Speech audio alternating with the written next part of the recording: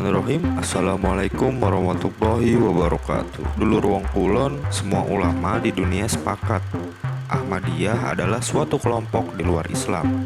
Keputusan ini semakin diperkuat dengan fatwa Liga Dunia Muslim. Kelompok ini meyakini adanya nabi setelah Nabi Muhammad SAW, yakni Mirza Ghulam Ahmad.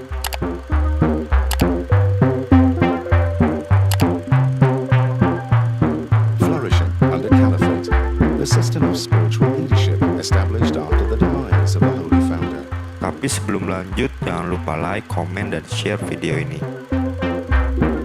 Mirza Masroor Ahmad is the present head of the Ahmadiyya Muslim community. Mirza Ghulam Ahmad lahir di Kodian, Punjab, India pada 13 Februari 1835.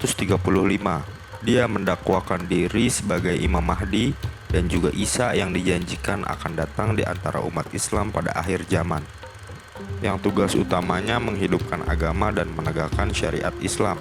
Bahkan di kota Ludhiana, India, dia pertama kali menerima janji baiat dari para pengikutnya. Dari sinilah benih jemaah Ahmadiyah pertama kali ditabur hingga menyebar ke seluruh penjuru dunia. And I have to say, Your Holiness, that I was touched by the way in which your predecessor as spiritual leader instructed your community, the Ahmadiyya community, to befriend and look after those suffering as a result of the Bosnian conflict, and I was very impressed by that. Kedatangan Ahmadiyah pertama kali ke Indonesia didahului dengan kisah keberangkatan 3 orang pemuda Indonesia ke India.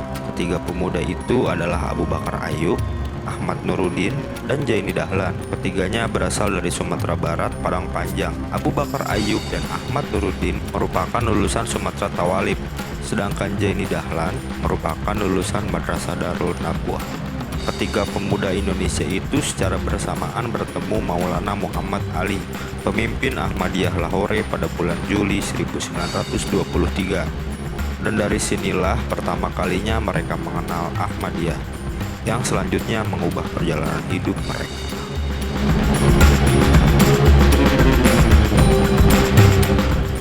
Komisi Nasional Perempuan mencatat, sejak era reformasi pada 1998, warga Indonesia yang sering mengalami kekerasan berbasis agama adalah jamaah Ahmadiyah. Dalam parade kebencian terhadap jamaah Ahmadiyah ini, tak seorang pun yang mengira puncak kekerasan itu terjadi di Cikesik, sebuah desa terpencil di Banten pada 6 Februari 2011, terutama setelah Majelis Ulama Indonesia menegaskan fatwa anti Ahmadiyah pada 2005. Dan pemerintah Susilo Bambang Yudhoyono merilis aturan pidana bagi kegiatan ajaran Ahmadiyah. Pada 2008, gelombang kekerasan terhadap jamaah Ahmadiyah Indonesia menjalar ke berbagai wilayah, bergerak gencar dari Lombok hingga Jawa Barat, dari Makassar hingga Riau. Ahmadiyah itu merupakan kelompok menganut paham menyimpang, mengakui Nabi setelah Nabi Muhammad, ujar Ma'ruf Amin yang kala itu menjabat sebagai ketua MUI. Insiden Cikesik berawal pada Sabtu malam. Puluhan anggota Ahmadiyah dari Bogor datang ke Cikesik. Ribuan warga dari berbagai daerah seperti Cibaliung, Cikesik, dan Malimping mendatangi tempat jemaah-jemaah tersebut, menginap pada Minggu pagi dengan maksud menuntut pembubaran Ahmadiyah.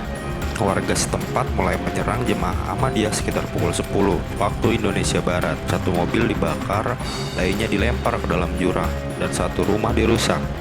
Polisi datang mengamankan, tapi mereka kalah jumlah. Keadaan baru bisa dikendalikan sekitar jam 12.30 waktu Indonesia Barat. Dari penyelidikan yang dilakukan, Komnas HAM melihat terdapat beberapa kejanggalan dalam kasus kekerasan pada jamaah Ahmadiyah yang terjadi di Cikesik. Komisioner Komnas HAM, M. Ridho Saleh, mengungkapkan kejanggalan tersebut antara lain jumlah pasukan pengamanan tidak berimbang dengan jumlah massa yang bergerak. Kejanggalan lainnya adalah intel kepolisian telah mengetahui rencana aksi itu 2 hari sebelumnya. Komnas HAM juga meyakini adanya aktor intelektual di balik penyerbuan jamaah Ahmadiyah. Tidak mungkin 1.500 massa yang menyerang jamaah Ahmadiyah bergerak tanpa terorganisasi. Kalau ada pita berarti ada komando. Dari tampilan gambar yang ada di rekaman video, simbol-simbol ormas Islam tertentu tidak tampak. Para penyerangnya hanya menggunakan pita berwarna hijau dan biru. Dari hasil penyelusuran massa yang menggunakan pita biru menyerang terlebih dahulu. baru, kemudian masuk pita hijau, dan kemudian masa non-pita. Akibat kejadian ini, korban tewas akibat dari penyerangan itu berjumlah 3 orang.